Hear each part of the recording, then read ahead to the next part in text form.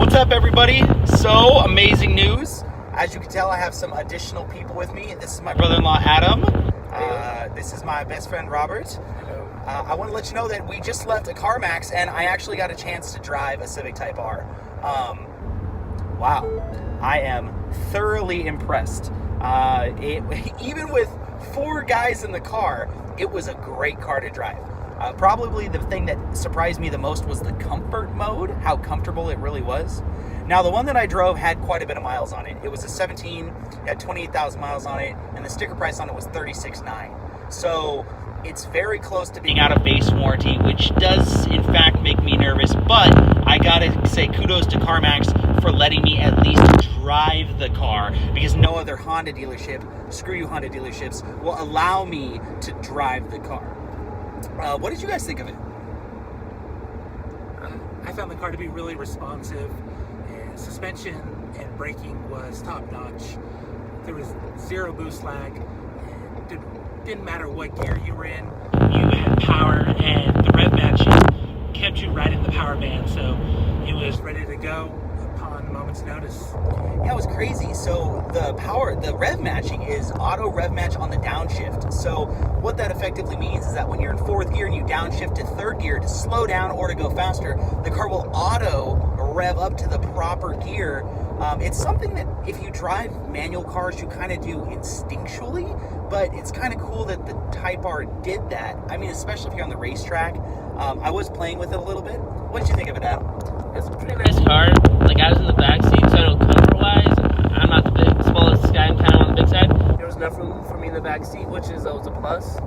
Like, when we used to have next to each other, sure, we're on arm, but we get 2 big guys, so it's pretty comfy. It felt like it was pretty good. Back seat was comfy, so that was my point of view. Yeah, the one thing I didn't do, I didn't really get on it. Yeah, That kind of surprised you a little bit. Yeah. I was, the one time I did go a little fast in it, the guy was like, "You better watch out, it's going to rain and they're going to fly off the road." He was like, he really thought I was going to fly off the road. But, it was one of those things where I just felt good. It felt comfortable. It didn't feel, okay, so let's talk about the cars that I have driven, okay? Robert, talk a little bit about the STI. STI was really unassuming. You got in and you didn't feel like you were going to be able to take a corner at 90 miles an hour with no problems. It was something that you could hop in and get groceries, but you could also hit the mountains. It had plenty of power, but it didn't have a lot of a wow factor. Like, you walked up to it, and this is a nice Subaru, but it could get lost in a parking lot very easily.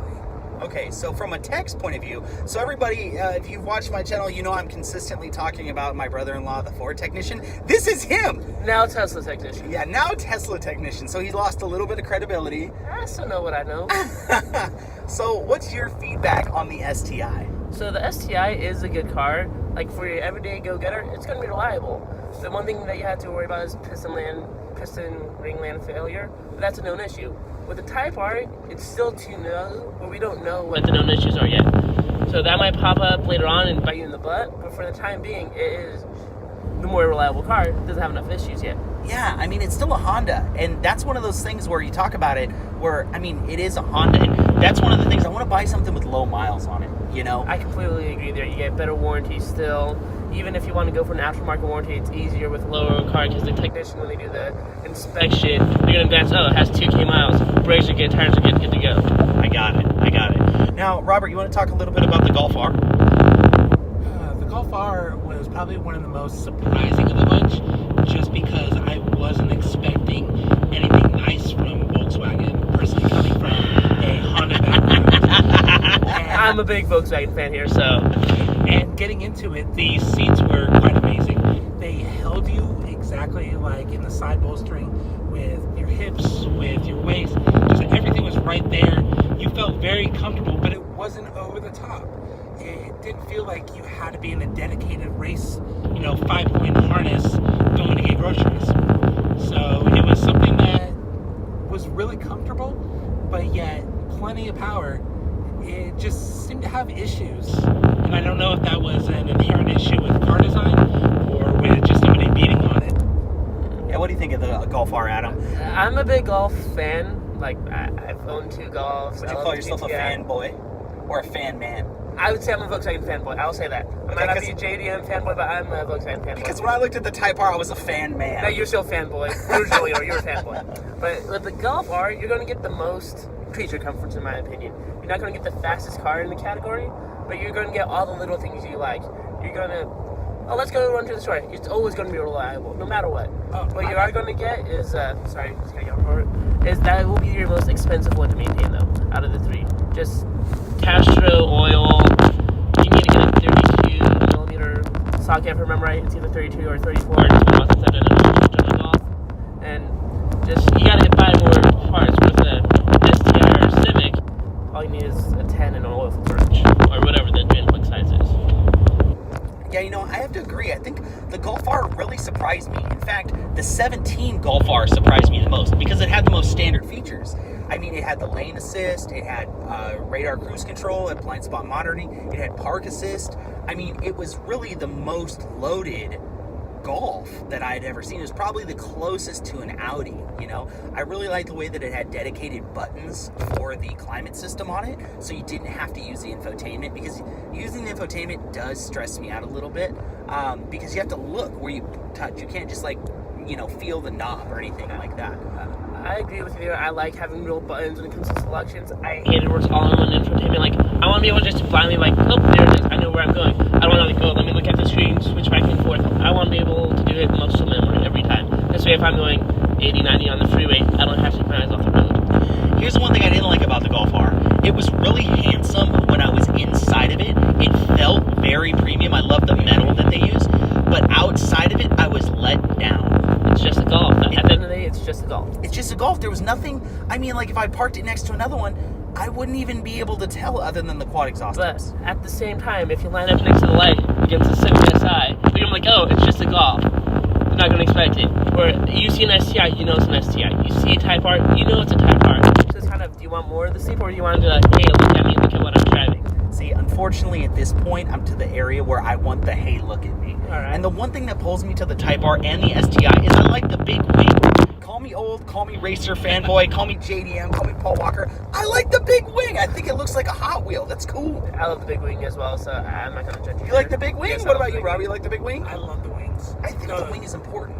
One thing I would as like well, to so. say is I got to give it up to Subaru for their adaptive headlight, which made driving the car on back mountain roads at night amazing. I don't know if I could be really comfortable in the car if I didn't have those headlights. It makes everything need to have them. I know with Volkswagens they have the same technology. My mom has a GTI, I have a CC now. The Golf R has the same thing where you turn left, it follows. I love adaptive lights, they're awesome. Did the Type R have them? I couldn't tell. To be brutally honest with you, I wasn't paying attention to the headlights because I was too busy staring at the thing that said Type R, like R plus on my dash. Yeah. I seriously, I couldn't even look at anything else. And partially, what I really wanted to do to bring you guys along was to kind of get some polarity behind it, because I knew when I drove it, I was going to be in awe just from driving it. Now, kudos to CarMax, because I put it on a 5-day hold. So here's the cool thing about it. Now, my RAV process with Ford is not done yet.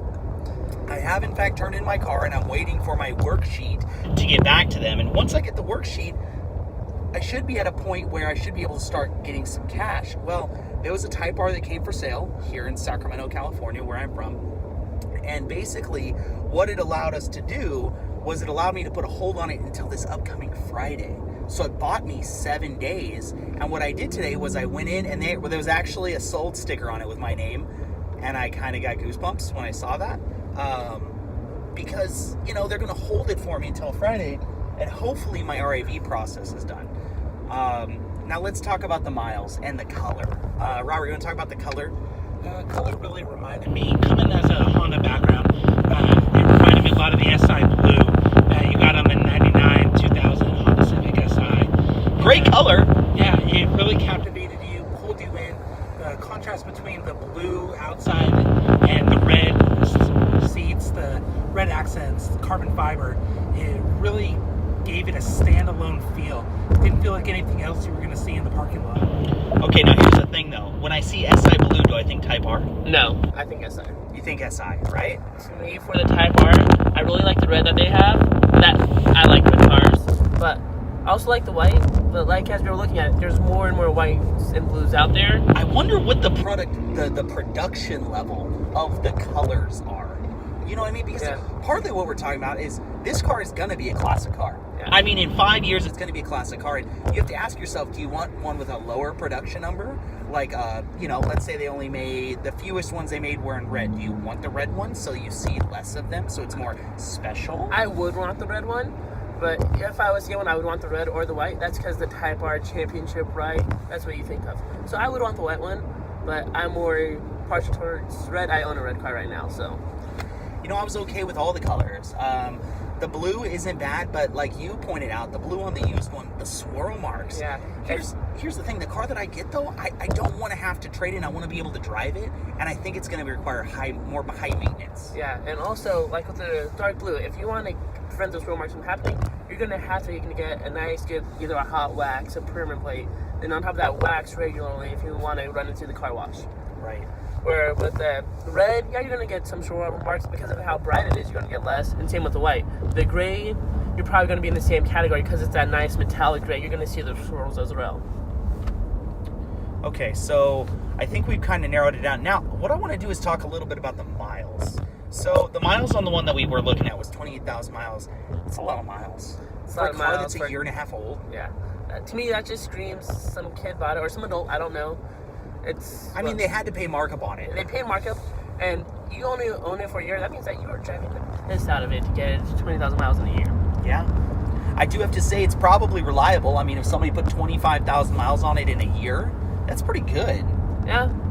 I mean, to look at it and go, wow, it kind of held up over time. Now, let's talk about the rims a little bit, because you did say all rims... four had curb marks, and that bugs me. That bugs me a lot, because that just means that I don't know the edge of my car. I'm holding the rim. Yeah, I know, and that kind of bugs me too. Even though I'm careful with low-profile tires and sidewalls and stuff like that, it's still one of those things where I'm like, it kind of worries me. But you need the 20s to go over the brakes, the Brembos that were on the front of it. You know, so it's kind of a hit and miss. What was your feeling on the rims, Robert? Personally, I think Honda has gotten away from really great rim designs. Classic 99 GSR blades, 99 2000 Honda SI rims. Oh, those are so good. You can't get better than that for a Honda fan. I think it's a little large. I'd rather see some good aftermarket options that still the same size but give you a little bit more personality. But I would say that for what it is, it looks great with the car. Well, and another thing about the rims, you got to remember the Type R. You're driving a race car, so no matter if you change rims, you're gonna have to make sure that it can hold up to cooling down the brakes. Because the main reason why you have all the gaps in the wheels nowadays is because we have rotors and calipers, which mean that you have to cool them down. So that's kind of the gray area when you look at aftermarket tires. Just to tell you guys, we are 0 miles to empty. Yeah, I noticed that like 10 miles ago. Maybe we should get off the road. Get off the road and get some gas. Yeah. So, overall opinions. Now, here's the thing. Like I said, unless I could find a Golf R that is very cheap, and I still want to drive in DSG. I think driving in DSG would be good. But to be honest with you, the more and more I look at it, it goes away from that, and I go, I should just buy that. That's the one I keep gravitating to. To me, all three are good cars. It just depends on what do you want, man. Like, do you want your Honda fanboy to come out? Do you want your rally car? Or do you just want the comfort car that goes fast? Now, there are some pros to the front-wheel drive. Number one, if you replace tires, you don't have to replace all four. That is true. There's no PTU changes because it's not all-wheel drive. I mean, these are things that are a problem in all-wheel drive cars. Down the road, you got to think about it. You know, and if you have a car that you're going to put, I mean, realistically, I got to look at this as if I want to have this car, I probably want to pay this car off and keep it. If you get the Type R, yes. If you go with the STI or Golf R, let's say 5 years down the road, you'd be like, whatever, I'll just trade it in and get my next car. I don't think it's special, and that's the thing, is that the Golf R to me, the Type R to me, the Civic Type R, holds more of like a special place, so I'm willing to put up with more. Well, it's like how we were talking about how, the Type R is numbered, which is cool, But if Honda keeps making the Civic Type R, that number becomes less relevant. Where if they say, all right, we're done with Type Rs, then your car that you're buying for 30, 35 grand now, if anything, the value is going to go up.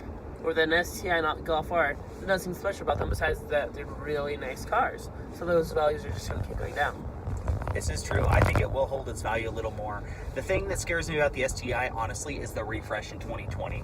You know, there's so many like things. Even remember when we went test drive that STI, Robert, what they were saying about how it might get the 2.4 motor. Yeah. I would be so mad if I bought one that had 300 horsepower, this old EJ motor, and then all of a sudden, the next year they replace it with whatchamacallit? Oh, Robert, or look, It's a Adam, Forester with the STI motor. with the STI motor. You should ask how many miles it got on that thing. I don't even know what side my oil. It's going to be on Oh, your side. Okay. Hey, look, there's a Civic right there in a front of me. base Civic. Base Civic. Womp, womp, He's womp. putting oil in that. Is he putting oil? He's putting Ring oil. lamp failure. He's putting oil in it. No joke. All right, well, we're gonna get some fuel. Thanks for watching. Subscribe if you haven't, and yeah, comment down below. Let me know what you guys think. Have a great night.